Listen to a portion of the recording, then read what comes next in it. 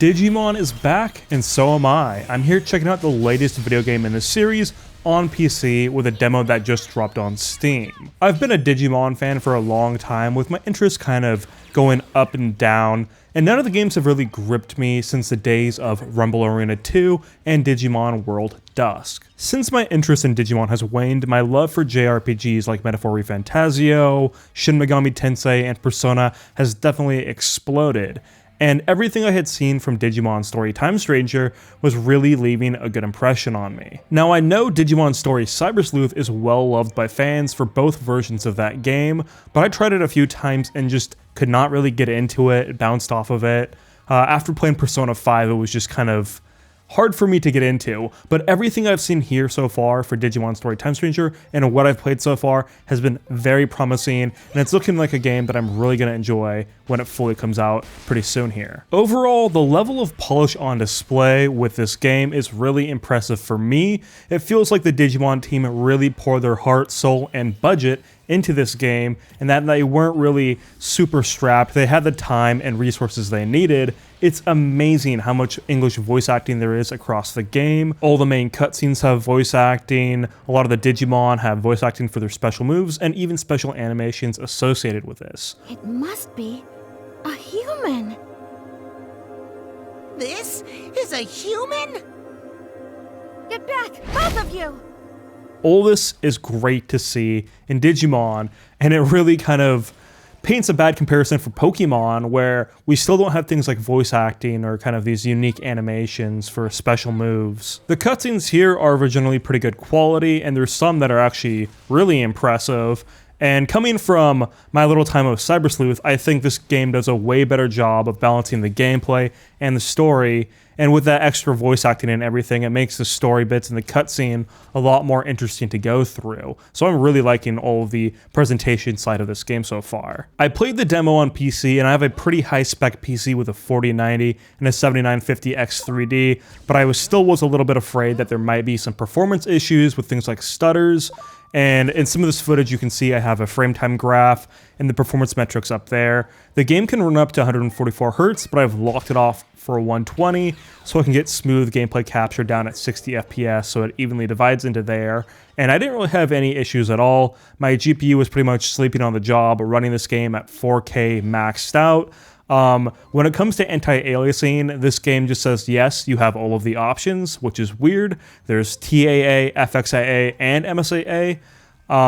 I'm not sure if the MSAA really is on, because usually that is quite demanding, but I turned it all the way up to 8x and it didn't really seem to impact my performance at all. So I was running with everything turned on, maxed out, besides FXAA, which I left off, so it didn't really make the game more blurry overall. There wasn't any real big stutters or anything like that. There's some frame drops here and there, but nothing that really took me out of the game. And this is kind of a turn-based, JRPG combat game. But even when traversing, there wasn't any big stutters or anything that took me out.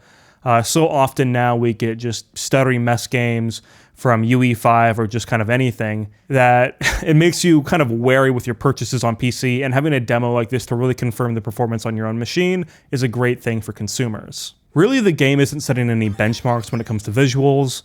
It kind of gives me a Soul Hackers 2 art style feeling, and a lot of the dungeon areas have kind of a low contrast, muddy look to them, and the texture quality overall is not that high, but the game looks good enough. Definitely better than what there was before, and when it comes to Digimon, I'll happily take what we have here. So enough about presentation and performance for now. I want to talk more about the systems and gameplay here. I've kind of been having that itch to get a Digimon creature collector lately. Nothing has really scratched that itch like Digimon World Dusk did so long ago. And so far, things here are looking very promising. I'm happy to say that you kind of just get put into the gameplay very fast and get to explore quite a bit, go through a little bit of a dungeon crawl. There's also something I wasn't expecting in the demo, and that's once you kind of go for an hour and a half to 2 hours, the demo ends and you get to save your progress and then carry that over to the main game, but then it opens up another area of the demo where you can explore more of the middle area of the game in the digital world, and that was a lot more lush, vibrant, and it was just filled to the brim with Digimon everywhere, relaxing, you could interact with them. I was actually really impressed by how many kinds of different Digimon there were everywhere. This later area also lets you do some combat and do a little bit more when it comes to evolving and de-Digivolving your Digimon, so that was fun to mess around with and see if I could get any of my favorites kind of starting to form in my party. I played the game on hard, and it seems like there's a lot of difficulty options, but a lot of them are locked off. I assume you have to beat the game to unlock the higher level ones. There was at least Mega and Mega Plus, but I played on hard, and it was really easy so far from what I've played in the early hours. The boss fights do require a little bit more thinking, but I enjoy the format. Here you have generally 3 versus 3, unless you're fighting a boss, and then often it's 3 versus 1, where you control 3 of your party Digimon, and the boss is one big monster. But there's also kind of guest appearance characters you can have. I'm not really sure about this kind of humanoid looking Digimon that is one of the main characters, one of your side characters. But in the later area, the middle portion of the demo, you do get to use him in combat a bit, and he's kind of like a separate party member, so he doesn't take up any of your other slots, which is nice, so that way you can still field the Digimon that you actually have grown and really care for. One of the things that makes combat kind of feel easier is the fact that you can kind of just sit anywhere, and after a little bit, your party will just automatically heal up to full HP and SP, so this means you're basically topped off at all times and can just spam your special moves whenever you want.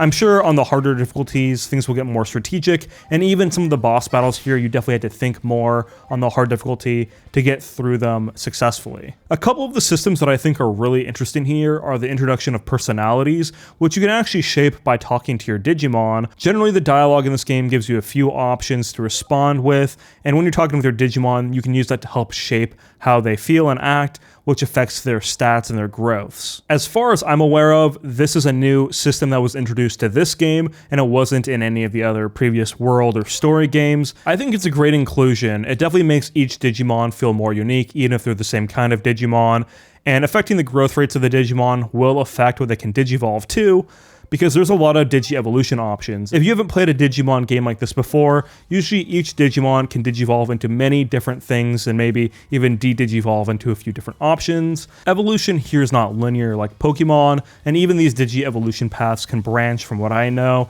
so maybe there's a Mega level Digimon you want, there might be a few options for you to get there. Even in just the opening area of the demo, there was a great variety of Digimon on display. I had tons of options and could really start forming the party that I wanted, and you're given 3 initial starter kind of Digimon too, and these are kind of different than what I think a lot of people would assume you'd get. There's no Agumon here as an option, it's like Devimon, Patamon, and one other Digimon. So it's good that they're kind of mixing things up instead of just going with the real hardcore traditional Digimon that everybody knows about. When you're wandering around too, it's not just weak Digimon that you can fight. There's some really strong Digimon that you definitely can't beat early on, so you'll have to run away from them. But I did try fighting one of them and saw that I was doing no damage at all, so I had to get away from there pretty quickly. As an Atlas fan, it seems like this game is really taking a lot of the notes that are in the Atlas games and implementing them here. There's the cross art system, which kind of reminds me of having an all-out attack in Persona.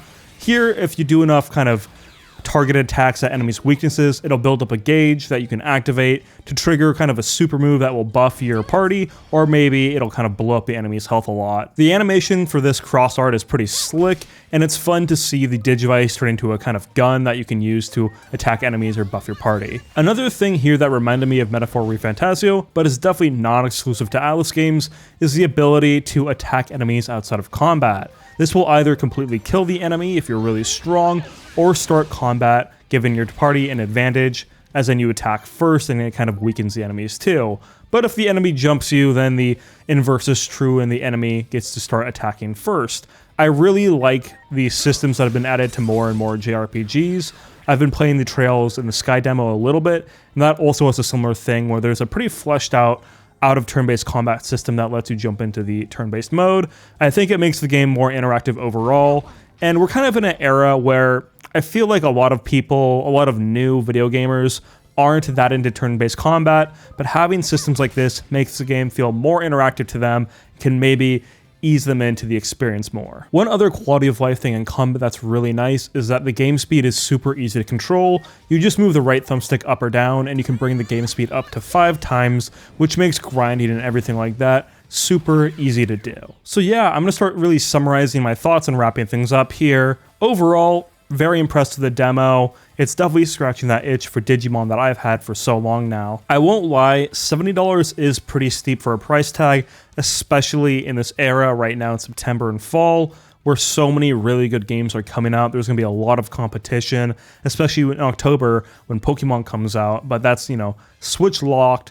So this way, with Digimon, everybody can kind of get their fall time creature collector itch scratched. I think the story here is interesting enough. The characters all with voice acting is amazing, especially with the Digimon with voice acting too. So far, I'd say the combat has enough depth, but I'm definitely thinking that there's more there. When I jumped into the middle of the game, in that second part of the demo, some of my Digimon had these moves and abilities that were definitely more involved. So I want to get all of that. I love hard games. I love games that have depth, have tons of systems and mechanics, and I want to see that all really flourish here and then play the game on the harder difficulty. So I really have to think and be rewarded by my decision making. And yeah, that's about all. I'm definitely interested in what you have to say if you've played the demo yet, if you're thinking about checking it out. Let me know in the comments below. Are you a longtime Digimon fan too? Just let me know all in the comments below. This channel is kind of coming back. It's kind of been on hiatus for a while, but I'm back at it and doing more kinds of content. So if you like the video, like it. Otherwise, subscribe if you want to see more, and have a good one. Take care.